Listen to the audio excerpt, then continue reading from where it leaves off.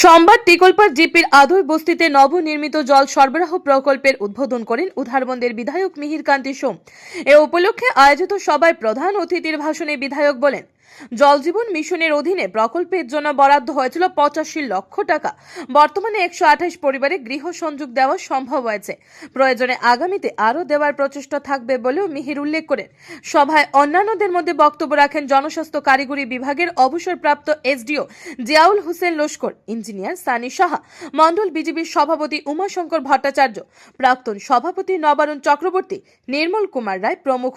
সভা পরিচালনা করেন পদ্মত চক্রবর্তী। উপস্থিত ছিলেন প্রকল্পের ভূমিদাতা বীরেশচন্দ্র দাস, নয়ন ভিল, রঞ্জন দাস ও সুশান্ত দেব সহ অনেকেই।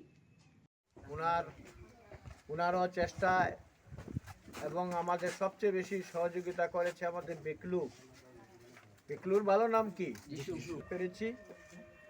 তবে আমার একটা রিকোয়েস্ট রয়েছে, এখানে যে হেভি লাইন 11,000 ভোল্টেজের লাইনটা, এখানে বাঁশ গাছ, জানি না এখানের মালিককে, এই বাঁশ গাছগুলো কিন্তু ক্লিয়ার করতে লাগবে, নাহলে অদূর ভবিষ্যতে কোনো ঘটনাও ঘটতে পারে। গতিকে এই বাঁশ গাছগুলো ক্লিয়ার না করলে আমাদের কাজে অসুবিধা হবে। কারণ জল সবাই খাবে, 128টা পরিবার জল খাবে।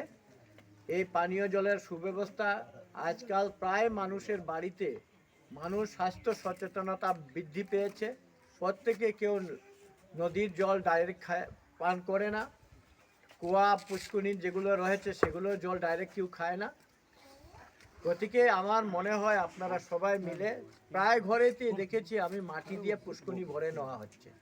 আপনারা এই জল প্রকল্পটাকে স্থায়ী রাখার জন্য আপনারা এখানের ব্যবস্থাটা নেবেন।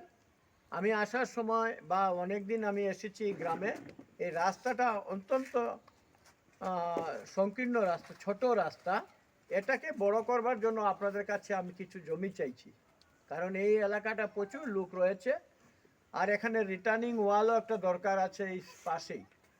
আমরা প্লান্ট হয়ে গেছে, জল আমরা বিশুদ্ধ পাবো, কিন্তু এইদিকে যদি রাস্তাটা আমি করতে পারি তাহলে কিন্তু এই এলাকার জন্য একটা ভালো হবে, কারণ একটা সিসি ব্লক রাস্তা প্রয়োজন রয়েছে।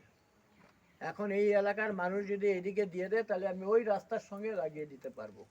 গতিকে এই এলাকার মানুষ উপকৃত হবে। ওই ভেতরে আমি একটা 407 পর্যন্ত যাওয়ার একটা ব্রিজও করে দিয়েছি।